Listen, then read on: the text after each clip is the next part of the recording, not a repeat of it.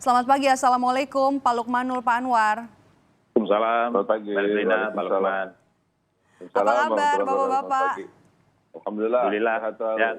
Alhamdulillah. Saya mau ke Pak Lukmanul dulu yang pertama ya. Pak Lukmanul, adanya ancaman terhadap ketersediaan pangan sebagai dampak lanjutan ini dari pandemi COVID-19 yang juga bersamaan kita tahu dengan prediksi terjadinya kekeringan di pusat produksi pertanian. Nah, bagaimana pemerintah menyikapi hal ini, Pak?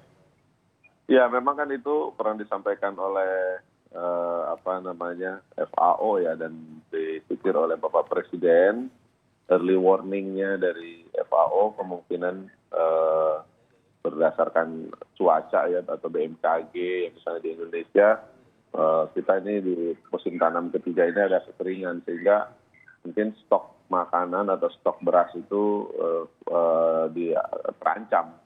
Namun demikian data yang kami terima memang dari kementerian, dalam hal ini dalam Kementerian Pertanian, datanya cukup, kalau stoknya cukup ada, cukup tersedia, hanya saja kan yang harus diperhitungkan itu adalah ketika musim tanam ini ternyata misalnya kekeringan. Tetapi kenyataannya Indonesia terutama di Pulau Jawa yang kita lihat justru malah hujan juga cukup lebat, sehingga BMKG menyebutnya sekarang ini sebagai kering basah gitu. Ini yang pertama. Jadi memang itu kan prediksi di awal ya, karena ada kekeringan ternyata hujan masih tetap ada dan disebut sebagai kering basah. Yang kedua memang stok pangan dalam hal ini pangan pokok ya, beras atau pajale, padi, jagung, kedelai itu pada posisi aman dari sisi stok. Hanya untuk awal tahun 2021 barangkali yang menjadi warningnya ke sana. Nah, untuk itu maka dengan konsep ketahanan pangan ya, 4 pilar ketahanan pangan yang kemudian terus digencarkan oleh kementerian dan lembaga, itu mudah-mudahan bisa segera mengatasi. Selain juga musim tanamnya masih tetap bisa berjalan normal, karena ternyata keringnya adalah kering basah gitu sekarang ini. Jadi prediksinya menurut saya sih agak sedikit meleset ya dari FAO kalau untuk Indonesia ya.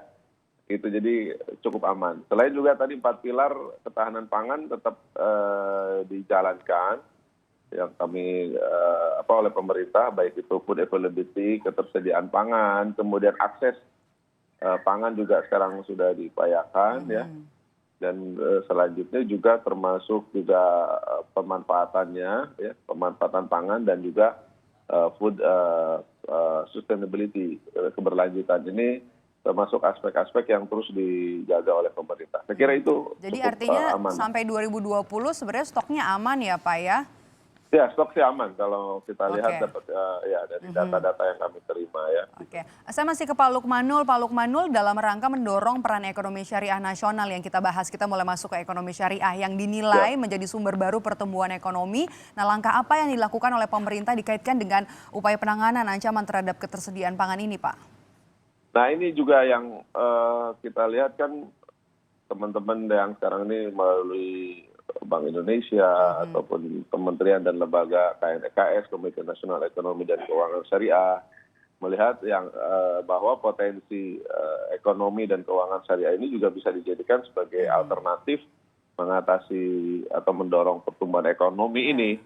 Dan alhamdulillah kan melalui jejaring pesantren yang kemarin kita baru merayakan Hari Santri Nasional, itu kan sudah terbangun jejaringnya ya, sudah ada 28.000 pesantren, 18 juta santri. Dapat kucuran bantuan juga ya? Iya, dan juga dapat kucuran bantuan. Itu saya kira yang utamanya adalah dia bisa meningkatkan daya beli masyarakat. Dalam hal ini masyarakat, karena pesantren itu lebih banyak di perdesaan, tentu masyarakat perdesaan itu daya belinya tetap bisa dipertahankan. Kalau daya belinya dipertahankan, artinya meningkat, maka kemudian resesi ekonomi bisa ditahan. Itu sebenarnya upayanya ke sana arahnya. Nah, dengan jejaring pesantren ini yang jumlahnya 28.000 ini, saya kira ini cukup efektif ya kan, karena mereka pesantren ini sudah melembaga di daerah-daerah dan mereka ini kan kebanyakan mandiri ya. Selama ini sudah berdiri mereka secara mandiri, jejaringnya sudah ada, infrastrukturnya sudah ada.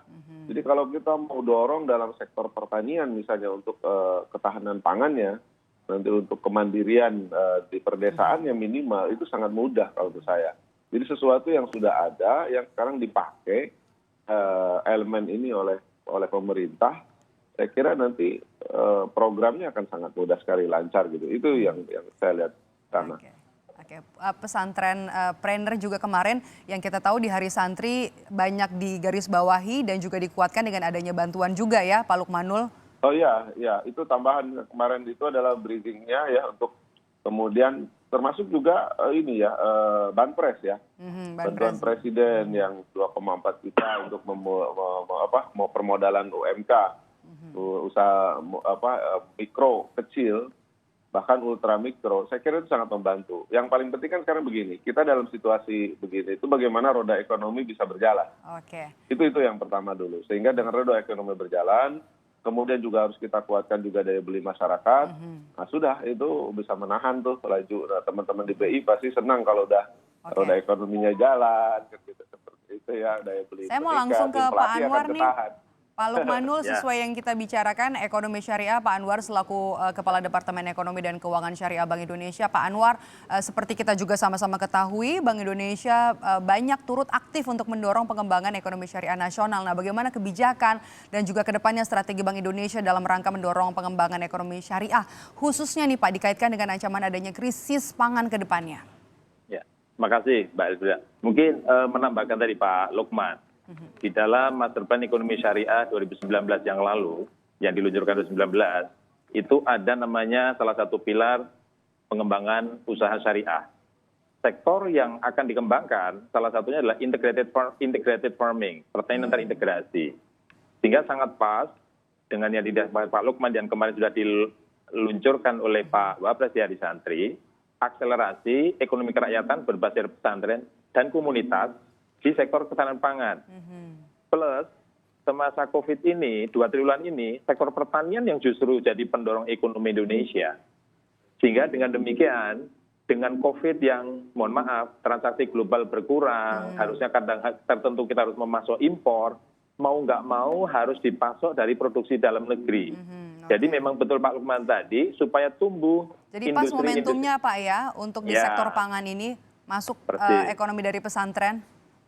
Ya, sangat tepat sekali. Apalagi tadi disampaikan ada 28.000 pesantren yang punya peran tertentu dan yang sesuai dengan Undang-Undang Nomor 18 Tahun 2019, pesantren bukan hanya ahli fikih, tapi juga ngaji sugih sampai Pak Gubernur. Dan kemarin Pak Wali mengatakan, jadi Gus Iwan, santri bagus, pinter ngaji, usahawan. Kemarin Pak Wali sampaikan. Jadi bukan berarti merubah daripada visi pesantren sebagai lembaga pendidikan, bukan, tapi menambahkan di dalam pesantren ada unit usaha di masing-masing wilayah, karena dia pasti di dalam tengah masyarakat dan berdampak pada masyarakat manfaatnya. Jadi bicaranya adalah ngaji sugih, bukan hanya ngaji fikih gitu Mbak Elfrida.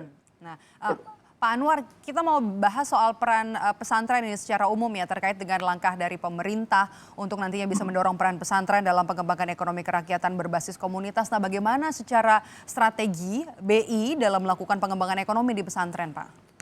Ya, makasih. Sebetulnya sama Pak Lukman ini termasuk guru saya juga di dalam memformulasikan sejak 2017 yang lalu sebetulnya. Kami Bank Indonesia nggak bisa sendiri Mbak Elvira, ini bareng-bareng dengan berbagai ponpes Kementerian Agama yang lain.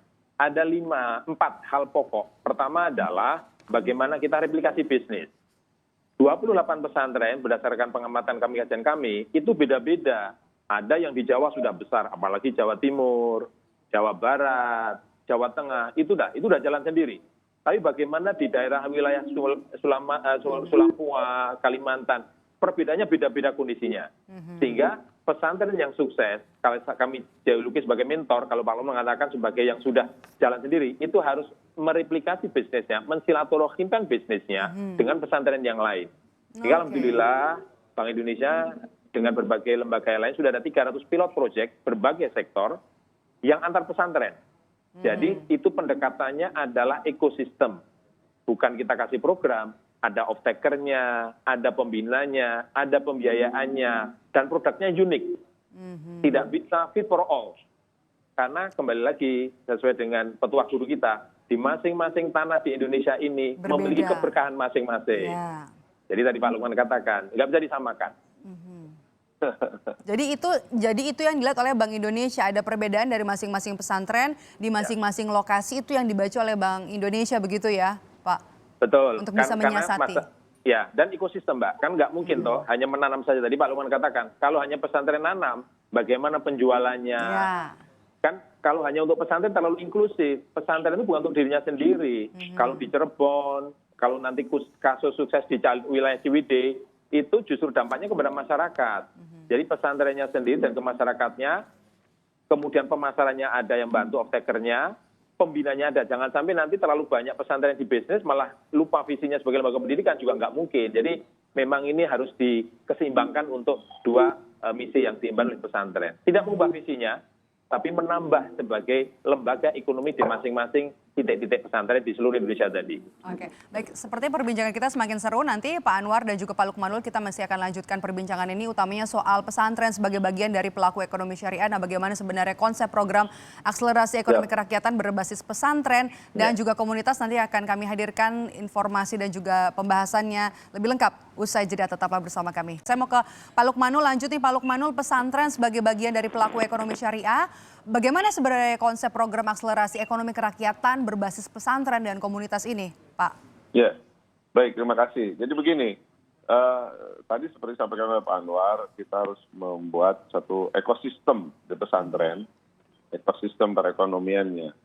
Itu yang pertama. Kemudian juga nanti stakeholder tentu juga terlibat di sana. Nah, apa yang akan diterapkan di pesantren itu? Pertama adalah lembaga keuangannya. Ini adalah bagian daripada ekosistem lembaga keuangan. Misalnya ada bank wakaf mikro, ada BNT, kan gitu ya. Itu kita akan dorong pesantren-pesantren mengelola itu. Sehingga pesantren diharapkan menjadi hub lembaga keuangan atau menjadi permodalan berada menjadi hub permodalan pesantren. Itu yang pertama.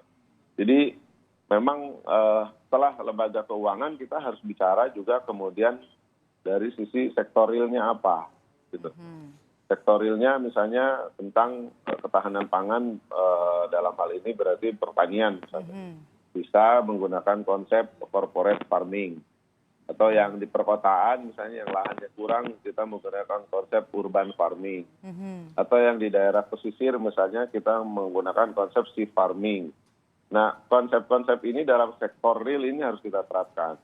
Tidak ada urban farming, kemudian sea farming, ya, atau mungkin ada juga yang di perkotaan unitnya ke manufaktur, ya, misalnya ya katakanlah pembuatan makanan, roti dan lain-lain, atau hal-hal lain yang sifatnya real yang kesesuaian dengan daerah itu dan keminatan dari pesantren itu. Ekosistem tadi ya Pak ya? Ekosistem. Yang ketiga adalah tentu juga harus ada penguatan sumber daya manusia.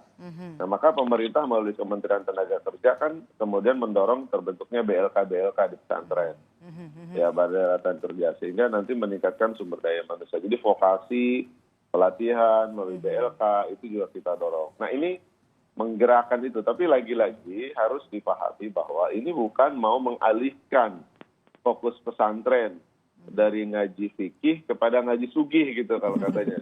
Jadi bukan begitu. Jadi dua-duanya harus dapat, tapi yang paling utama adalah bagaimana pesantren itu menjadi hub atau sentral perubahan. Kan fungsi pesantren itu pertama adalah tentang majelis ilmu, dia tempat mengaji, kemudian majelis dakwah. Jadi juga tempat berdakwah. Sekarang ini juga masuk kepada majelis muamalah, bagaimana dia menggerakkan ekonomi di situ. Jadi penggerak ekonomi. Seperti yang disampaikan juga kemarin pada saat peringatan Hari Santri, pesantren bagaimana punya dampak utamanya untuk bisa mendorong ekonomi. Kita juga sekarang tidak bisa dipungkiri, sekarang masih ada di kondisi pandemi begitu ya Pak Lukmanul ya. Oke, saya mau ke Bank Indonesia dulu nih Pak Anwar. Pak Anwar, bagaimana Bank Indonesia ini bisa bersinergi dalam rangka mendukung pemerintah untuk pelaksanaan program akselerasi ekonomi kerakyatan berbasis pesantren dan juga komunitas, Pak? Ya, makasih Mbak. Jadi Pak Lukman, ini bukan hanya judulnya kemarin kan bukannya berbasis pesantren dan komunitas. Jadi ini memang pesantren dan komunitas. Pesantren kita tahu ada dari NU, ada Muhammadiyah, komunitas Allah, ada semua. Tapi ada juga komunitas yang lain. Nah, saya pernah juga melihat di Bali juga ada namanya Pasraman, itu juga ada beberapa komunitas tadi vokasional. Pendekatan ekosistem apa? Ada bisnisnya, karena di Bali itu punya bisnis jasa, bagaimana upacara, kegiatan, membungkus acara-acara itu juga perlu vokasional. Itu juga bagian daripada unit ekonomi juga di sana. Nah, di pesantren seperti itu. Di pertanyaan tadi Pak Lukman katakan, di masa COVID ini, Mbak Elvina, kalau dilihat di wilayah Jawa Barat, Pekanbaru, kalau COVID, kalau kita di ladang besar nggak bisa. Greenhouse, salah satu solusinya. 500 meter dibangun di situ, kemudian ada pembinanya, para santri masuk ke situ, Internet of Things. Tidak menyirami dengan santri nggak ngaji, tadi Pak sampaikan Pak Lukman, justru santri-santri nanti nggak mengaji, malah justru ngirui pertanian, bukan. Tapi sudah Internet of Things dengan aplikasi, kualitinya itu bisa dijamin dengan baik. Sehingga di situ yang harus dibutuhkan peningkatan SDM, sumber daya manusianya, kemudian kemampuannya, santripreneurnya, pembiayaannya akan datang sendiri. Karena pembiayaan itu akan datang sendiri. Syariah itu nggak bisa, uang itu bergerak sendiri. Uang sektorial harus bergerak bersama. Nah, salah satu implikasi di pesantren ini yang kita kembangkan. Dan terakhir untuk Bapak-Bapak, Pak Lukmanul dan juga Pak Anwar, terakhir di tengah kondisi pandemi saat ini, singkat saja Pak, pesan apa yang sebenarnya ingin disampaikan kepada masyarakat terkait peluncuran program akselerasi ekonomi kerakyatan berbasis pesantren dan komunitas yang bertepatan juga dengan Hari Santri Nasional. Pak Anwar dulu mungkin? Ya, kembali lagi, sabar dan tawakal di masa COVID, selalu optimis, mengambil hikmah seperti pesan Pak Gubernur. Tadi kemarin juga hari santri, itu harus, yang bisa berhasil adalah menyesuaikan diri, semua lahan ada keberkahannya, pendekatannya jangan hanya pesantren, tapi adalah pesantren dan komunitas masyarakat, sehingga betul-betul pesantren bagian daripada unit ekonomi yang membantu akselerasi ekonomi bangsa Indonesia, ekonomi Indonesia yang sekarang menuju kepada recovery ekonomi. Insya Allah akan berhasil. Demikian, Mbak. Amin. Nah, Pak Lukmanul, apa pesannya Pak? Ya, ini luar biasa nih. Pak Anwar sudah mencakup seluruh hal. Tapi yang paling penting sekarang begini. Pengertiannya adalah bahwa bagaimana pesantren ini menjalankan 3 fungsi. Ya, kalau majelis ilmi sama majelis dakwah itu sudah berjalan. Nah, sekarang ini majelis muamalah sebagai tempat pergerakan ekonomi itu juga harus kita dorong bersama-sama. Saya kira kehadiran pemerintah dalam hal ini melalui afirmasi, policy, kebijakan-kebijakan berpihak, ya, dan juga terjunnya seluruh elemen lembaga dan juga kementerian harus diartikan dan dimanfaatkan secara optimal oleh semua lapisan, terutama pesantren dalam hal ini dari santri. Momentum ini adalah momentum yang luar biasa dan insya Allah kalau kita semua bergerak, karena pandemi ini juga berdampak kepada ekonomi dan kita semua bertanggung jawab untuk menyelamatkan ekonomi kita, ya ini menjadi tanggung jawab kita bersama. Ayo kita bergerak semua, saatnya santri juga dan pesantren memikirkan bagaimana ekonomi bangsa ini. Seperti itu. Ya, jadi pesantren ini bisa mendorong akselerasi pertumbuhan ekonomi. Dan terima kasih Pak Lukmanul Hakim, staf khusus Wakil Presiden Republik Indonesia bidang ekonomi dan keuangan, dan juga Pak Anwar Basori, Kepala Departemen Ekonomi dan Keuangan Syariah Bank Indonesia. Sehat selalu Bapak-Bapak. Sampai jumpa lagi. Amin, amin. Salam sehat. Amin, amin.